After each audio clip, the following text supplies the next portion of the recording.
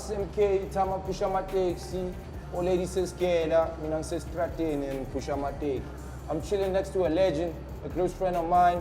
The other one of Boys in Box, if you know Turn Up, Street Journal, Engine Basketball. I mean, I don't need to introduce this guy. I think he can introduce himself better. What up, family? I'm easy, my dude. How are you doing? Good to see you. Good to see you. Sure. Thank you for the introduction, my brother. It's all good. Siyabonga. So good. It's always nice when you can hear what your family introduces you as, and you hold me in high esteem, and I thank you. All right, blessings, man. Sure, man. Just tell people who you are and what you actually do in your own words.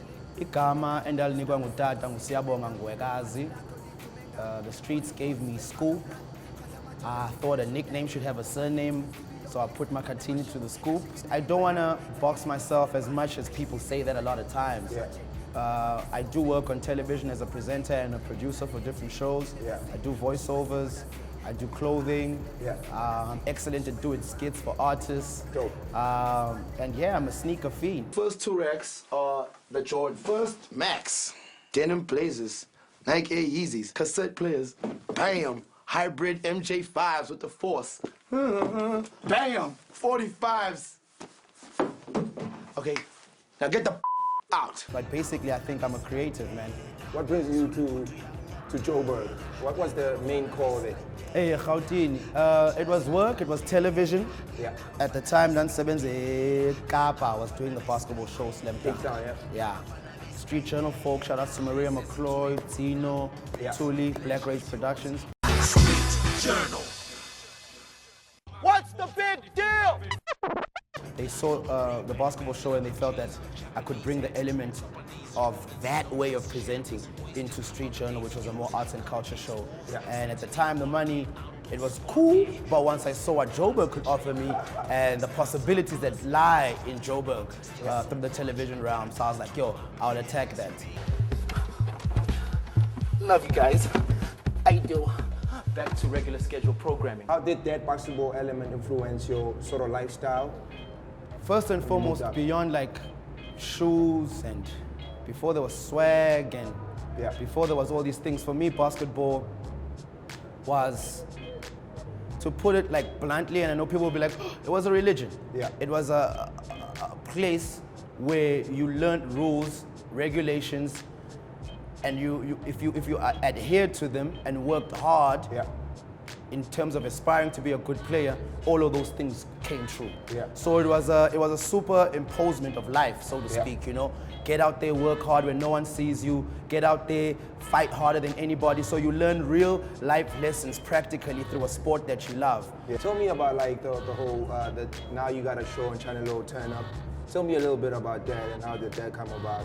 When Turn Up started, it was gearing towards being like a Street Journal of today. Yeah. You know, unfortunately, resources and a whole lot of things came into play, and now it's just turned to be a music show, which I still love and I'm still grateful for. Yeah. So I was just tired of feeling like I'm adding nothing to society, you know, and I feel like our celebrities these days, our celebrated famous people, they really are milking the public through Twitter, they're milking the public through support, but they ain't saying shit. Yeah. I believe that I was born for a different reason. I believe that I got on TV for a different reason, and I don't sleep well if I'm not walking towards being that reason. Yeah. It's not music that's the problem for me. It is our entertainment culture. Yeah. You know? And I think every entertainment culture that's new goes through this. They have to find they have to find entertainment, then go, it's entertainment. They revel in it, then they realize, shit, the things we're doing on the screen, these kids are copying. Then they change from saying, we won't stop having fun, but let's balance it with a bit of education in our entertainment, edutainment. And I think that's the next wave where we're going through. Shout out to Hunting for Kicks. We should have more shows like this on television and not on the web. But for now, we'll stick with the web. We're still moving, yeah. That's cool. I see you got a couple of shoes. Which shoes you really want to talk about? Because you know Hunting for Kicks only 2 shoes. Yeah, it's only 2, right? Okay. I started at pin 7. Why such an expensive shoe though, Scoop? On the real, when I saw the shoe, I didn't look at the price. Yeah. It was an old silhouette of the Jordan because I don't like any new Jordans. I'm a 1 to 11 kind of guy. Yeah. You know, when I saw this, I love the African, again, You know, the print in it, Yeah. very Malcolm X-ish, and I had mad t-shirts that'll go with this, Yeah, you know? yeah. Bin Series was released because Jumpman wanted to make a shoe, the old silhouette of the Jordans with the premium materials. Yeah. They have the wax shandies here at the back Yeah. to really like stamp the premiumness Yeah. of the shoe, you know? And for me, I really didn't know it was expensive until I looked at it and said, I gotta have it. Yeah. And then even the price couldn't stop me because, yo, this shoe is amazing. This is Africa to the core. For me, the names and all of those things, I really am not well versed in it. Yeah. I just love the aesthetic of it. So Just tell this me is what about it a is. little bit about the whole Jumpman series. I asked you the last time, like, why are you so obsessed about this guy that jumps? It's 1982, so I'm getting born. Jordan's entering the NBA. So let's take it at 1990, before liberation. Yeah. It's apartheid. The only time you see, and I'm from PE, so the only time you see a black man doing anything proper is never. Yeah, he's working for the white You man. know what I mean? And then this guy Jordan comes in with the sport, and I mean I could have gone into soccer, but I was like, yo, them niggas is sucking the dick. I could have gone into cricket. I'm like, fuck that shit. Yeah. Rugby, you know I ain't getting into that shit. Even though I would kill motherfuckers in there, but I'm like, I'm not doing that. Yeah. So I needed something to identify with the blackness with, you know, Yeah. and success, Yeah. you know, and passion, you know. And Jordan came in, man, and for a black guy to own the league like he did, to change the rules the way he did, Yeah. because he was the first guy to wear Tell them black about shoes. the long shorts and shit. He was the first guy to wear black shoes in the NBA. Yeah. He was the first guy to basically extend the shorts and make them longer.